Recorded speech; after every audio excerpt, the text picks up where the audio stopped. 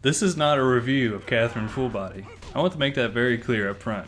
I'll not be covering the ins and outs of this game while providing thought-provoking analysis, as if I've ever done that. Ha! Instead, this post is about the effect that Catherine Fullbody had on me as a person. I hope you enjoy this little bit of writing as it gets a little personal. Let's start off with a little background. I've been writing blog posts on thepretendgamer.com for over 2 years now. During my first year, I was very good at posting a piece of writing every single week. Whether it was a review or an observation of the gaming industry as a whole, I had one primed and ready to go. Then the second year came around, and for whatever reason my posting schedule became more sporadic and random. Sure, I would hit a good stretch of consistently posting content every single week, but then I would fall off the wagon. That was the first sign that I was in serious trouble. In my defense, I started something new in my second year of writing about video games. I began editing my own videos on YouTube. Check out my channel, would you kindly? This meant that there was more work involved in talking about video games. I not only had to write my reviews, but also record the gameplay and edit the footage into a presentable video. It's not like I don't enjoy the work involved with creating a video. I actually really enjoy doing it, which is why it's all the more perplexing that my work output has deteriorated even further in my third year of writing about games. It is fairly obvious to anyone who spends more than 5 seconds looking at either my YouTube channel or website to see that 2020 has not been my best year.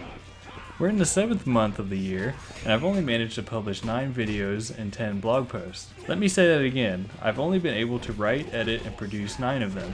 That's absolutely abysmal by any stretch of the imagination, if I may say so myself. So, the question becomes, what's going on? Well, it's complicated to be quite frank with you all.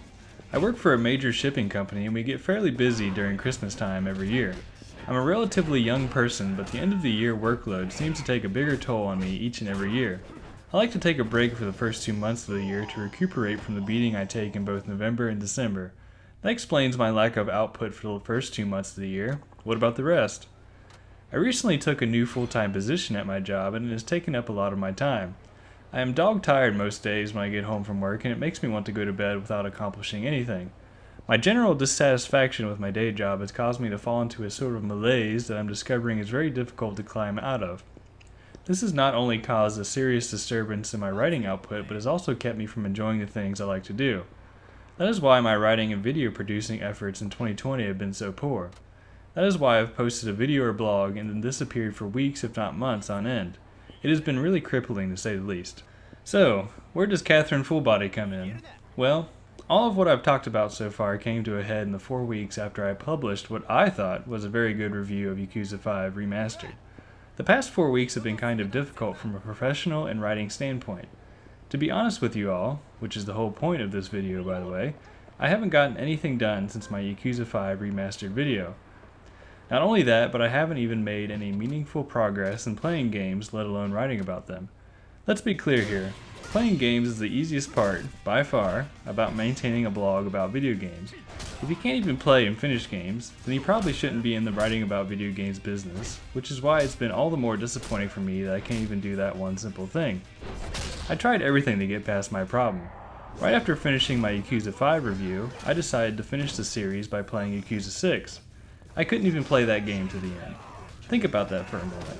A guy whose blog and YouTube channel consists almost entirely of Yakuza content couldn't even finish a game in that series. How sad is that? From there, I tried playing games I don't usually play, like Bloodstained Ritual of the Night. That didn't work.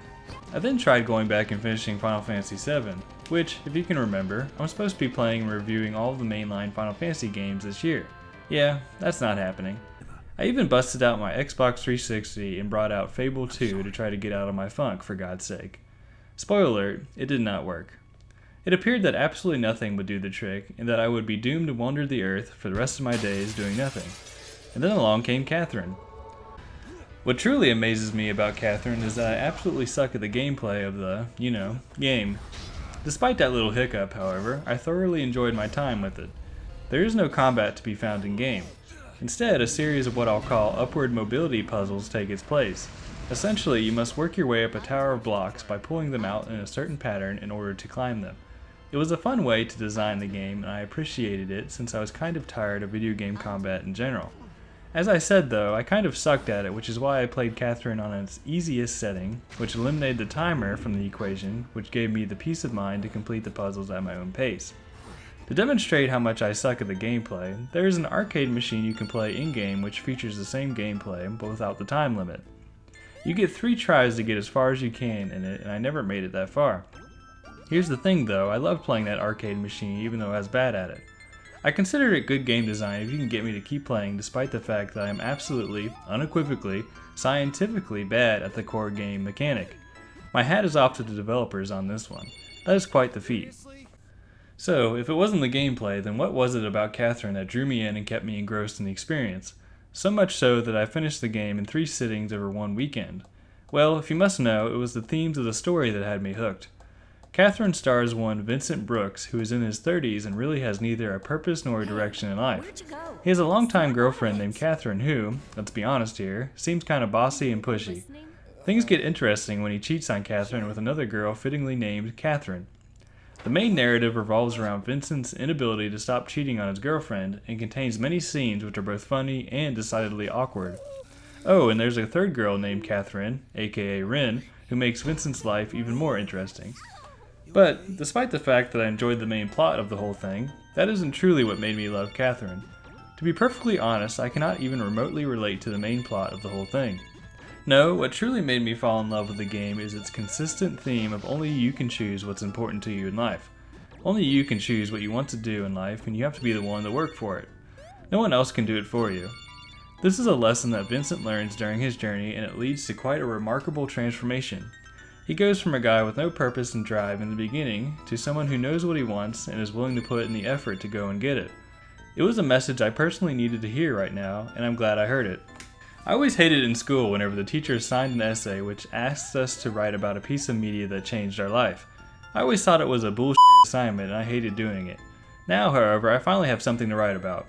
I may be reading too much into Catherine here, and the message I received from playing the game may not be what the developers were intending for me to hear, but that won't stop me from going along with it.